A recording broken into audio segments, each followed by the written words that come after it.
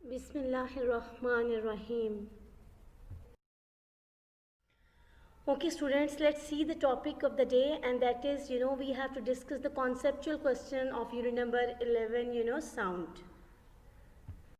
So the first conceptual question is this: why two tin cans with a string stretched between them could be better way to communicate than merely shouting through the air? यानी कहते हैं कि जब हम दो tin cans के साथ एक स्ट्रिंग को बांध के उसके अंदर से कम्युनिकेट करते हैं तो वो क्यों बेहतर होता है एज़ कम्पेयर कि हम जस्ट वैसे ही बोलते जाएं, ठीक है। तो इसका आंसर है कि air is a lighter medium than any other physical state of matter that is liquid and solid. So sound expands in air in all directions and communication becomes difficult between 2 points. यानी वो scattered हो जाती हैं. आपको पता है ना, जो साउंड वेव्स होती हैं वो मैकेनिकल वेव्स होती हैं, ठीक है ना, तो वो स्कैटर्ड हो जाती है सारी तरफ. But through tin cans and wire system sound waves travel in specific direction and faster than air. लेकिन जब उन्हें डायरेक्टेड कर देते हैं वो वायर की फॉर्म के अंदर, यानी वायर में से जब उन्होंने ट्रैवल करना होता है तो फिर उनकी डायरेक्शन फिक्स हो जाती है और वो ज़्यादा बेहतर तौर पे कम्युनिकेशन हो सकती है और वो हमें सुनाई देती है. आपने देखा ये जो हमारा केबल सिस्टम है और ये जो हम यूज़ करते हैं टेलीफोन सिस्टम वायर्स के थ्रू ना, तो वो सिग्नल्स को एक डायरेक्शन मिल जाती है जिसकी वजह से हमें आवाज़ सुनने में प्रॉब्लम नहीं होती. Now we have to see the second question. We can recognize two persons speaking with the same loudness from their voice.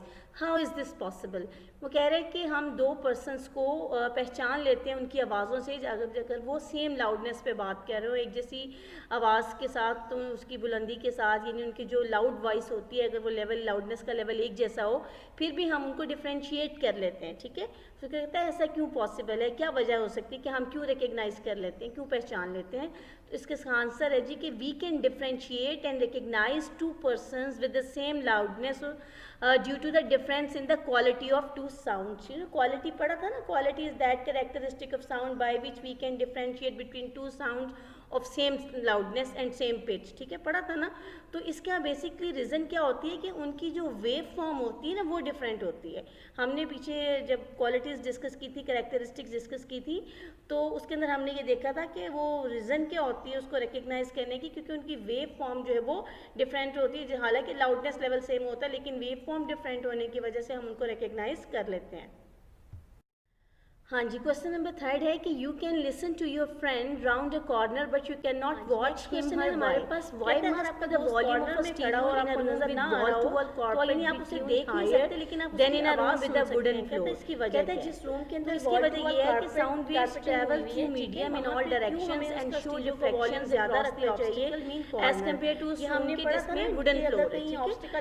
तो इसका आंसर ये है कि the volume of a stereo in a room with wall to wall carpet between higher विलाइजर medium, ये भी हमने देखा मैक्सिमम के अंदर जो साउंड वेव्स हैं वो स्कैटर्ड हो जाती हैं. ये हमने वो एक्यूस्टिक प्रोटेक्शन में इसको पढ़ा था, ठीक है. मैकेनिकल वेव्स होते हैं साउंड तो हमें अनडिजायरेबल साउंड को एब्जॉर्ब करना, तो फिर हमें एक्यूस्टिक प्रोटेक्शन के जरिए आपको पता है कि रिफ्लेक्शन सरफेसेस लगाते हैं जैसे कारपेट वगैरह होगा ना, लेकिन जो रिफ्लेक्शन है सामने लाइट पड़ी होगी हमें वो चीज नजर आ रही होगी less and rigid and irregular surfaces, तो लाउड के रिफ्लेक्शन नहीं हो सकता इजीली. हमने पढ़ा था होगा तो हमें नजर आएगा ज्यादा वो साउंड लाउड होगी, अगर वहां से ऑप्टिकल नर्व हमें बताएंगी, इस वजह से वो हम लेस देख नहीं सकते. इसके अंदर अगर वो जहाँ सरफेस रिजिड होगी और इरेगुलर होगी, हमने उसकी आवाज आएगी, तो वहाँ पे हमें आवाज देते हैं हाईली सुनाई देगी. लेकिन चूंकि वहाँ कारपेट है आपने देखा कि वहाँ पे क्या होगा, साउंड एब्जॉर्ब हो जाएगी, इसलिए हमें साउंड का वॉल्यूम यानी आवाज तो आती है वॉल्यूम में ढूंढने वाला जो वो आवाज को फॉलो करता है. कहते हैं कि फ्रॉम फ्लैट वॉल्स एंड देख नहीं सकता साउंड ये reflect at maximum extent, so low sound is favourable. ये आपको पता है कि वुडन फ्लोर के ऊपर चूंकि वो रिफ्लेक्शन ज़्यादा हो जाती है इसलिए वहाँ पे हम वॉल्यूम कम रखते हैं, लेकिन जहाँ पे कारपेट होंगे और बड़े मोटे से कर्टन होंगे, ठीक है, वहाँ पे हम उसका जो वॉल्यूम है वो हाई रखेंगे ताकि हमें सुनने में प्रॉब्लम ना हो. Now the next question is, a student says that the two terms speed and frequency of the wave refer to the same thing. What is your response? कहता है कि एक स्टूडेंट कहता है कि स्पीड और फ्रीक्वेंसी वो एक ही चीज़ होती है. कहता है आपका इसमें क्या, आप क्या समझते हैं, आपका क्या इसमें जवाब है. तो इसका आंसर है कि speed is the distance covered by the waves in unit time, but frequency is the number of waves passing through a point in unit time. हमें पता है स्पीड तो हमें बताती है कि टोटल टाइम में कितना डिस्टेंस कवर हुआ है, ठीक है, उससे हमें स्पीड का पता चलता है। लेकिन फ्रीक्वेंसी हमें बताती है कि एक सेकेंड के अंदर या यूनिट टाइम में कितनी वेव्स किसी जगह से पास हुई हैं, ठीक है। So speed and frequency are two different quantities, although time factor is common in both. यानी टाइम तो हम दोनों में कंसिडर करते हैं, लेकिन ये दोनों क्वांटिटीज डिफरेंट है। Okay students, next question is, two people are listening to the same music at the same distance, they disagree on its loudness, explain how this could happen। वो कहते हैं कि दो लोग जो हैं वो एक जैसा म्यूज़िक सुन रहे हैं और एक जितने डिस्टेंस से, लेकिन उनको उनकी लाउडनेस पे डाउट है।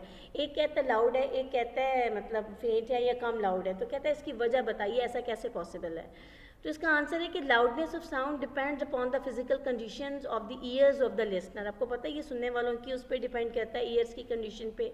A sound may appear louder to a person with sensitive ears, यानी जिसके कान सही काम कर रहे हैं, सही उन्हें सुनाई दे रहा है, उसके हिस्से समात बिल्कुल ठीक है, उसकी हेयरिंग पावर बिल्कुल ठीक है, उसको तो वो आवाज़ जो है साउंड लाउड फील होगी, सही फील होगी, सही सुनाई देगी।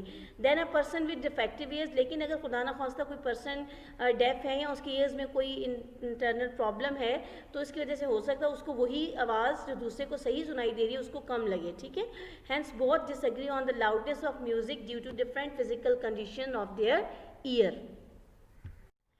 Question number 7 is there any difference between echo and reflection of sound? Explain। कहते हैं कि इनकास, आवाज़ के इनकास और उसकी गूंज में क्या कोई फ़र्क है, ज़रा बताएं। तो इसका आंसर है कि reflection of sound waves takes place from any surface placed in front of the sound wave. यानी अगर साउंड वेव्स के रास्ते में कोई सरफेस रख दिया जाए तो उससे टकरा के रिफ्लेक्ट हो जाती है, ठीक है। और the reflective medium should be dense, तो इसकी जो कंडीशन है कि जिससे वो टकरा के वापस पलटेगी उसको बहुत डेंस होना चाहिए, उसकी डेंसिटी ज़्यादा होनी चाहिए। जबकि echo of sound can be observed only when, यानी उसके लिए भी एक पर्टिकुलर कंडीशन है कि the distance between listener and reflective surface should be at least 17 metre. यानी ये होती तो एको भी रिफ्लेक्शन की वजह से ही है, लेकिन इसके लिए कंडीशन ये है कि जो रिफ्लेक्टिव सरफेस है, यानी जो ऑब्स्टिकल आपने रखी है उसके आगे, उसके और जो सुनने वाला है उनके दरमियान 17 मीटर का डिस्टेंस जो है वो होना ज़रूरी है। अगर 17 मीटर का डिस्टेंस नहीं होगा तो एको सुनाई नहीं देगी, ठीक है।